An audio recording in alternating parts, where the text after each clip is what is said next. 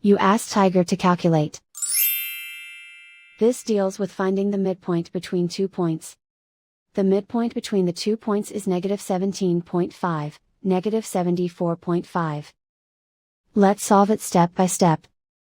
Plot the 2 points and calculate the midpoint using the formula.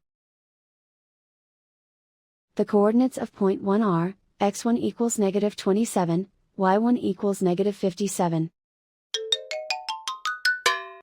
The coordinates of point 2 are, x2 equals -8, y2 equals -92.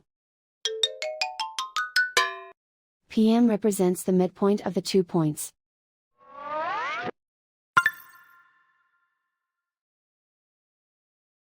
Use the x values in the midpoint formula to find the midpoints x.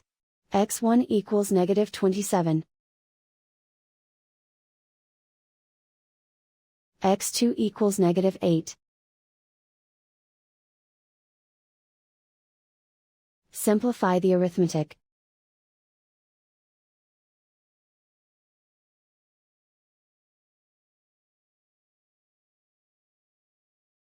Use the y values in the midpoint formula to find the midpoints y. y1 equals -57. y2 equals -92. Simplify the arithmetic.